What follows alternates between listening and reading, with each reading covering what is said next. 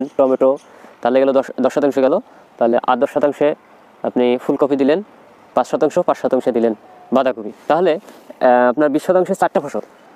হ্যাঁ, ফুলকপিতে যদি টাকা না পান তাহলে আপনি বাঁধাকপিতে পাইলেন, আবার বাঁধাকপিতে যদি টাকা না পান ফুলকপিতে পাইলেন, অথবা ধরো ওটাতে যদি লস খান তাহলে মরিচে পাইলেন, আবার মরিচে যদি না পান তাহলে টমেটো পাইলেন। এই জন্য আমরা বলি যে আপনি যদি 1 বিঘা 33% হলেও আপনি 3 থেকে 4টা অথবা 5টা এই সবজি করেন, তাহলে দেখা যাচ্ছে একটাতে লস আরেকটাতে লাভবান হবেন ইনশাল্লাহ।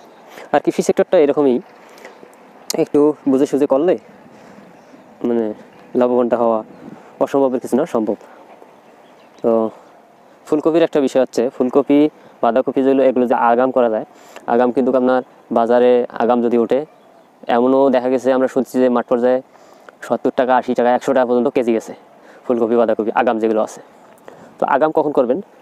আমরা কিন্তু আগামও সবজি চারা করি আপনার আগস্ট সেপ্টেম্বর এই সময় আমরা চারা করি। তাহলে আগস্ট সেপ্টেম্বরে যদি আপনি রোপণ করেন, অক্টোবর নভেম্বর এর মধ্যেই কিন্তু আপনি সর্বোচ্চ এগুলো হাইব্রিড জাতীয় এগুলো সর্বোচ্চ 60 থেকে 65 দিনের মধ্যেই কিন্তু হারভেস্ট করা যায় এই ফুলকপিগুলো বাঁধাকপিগুলো।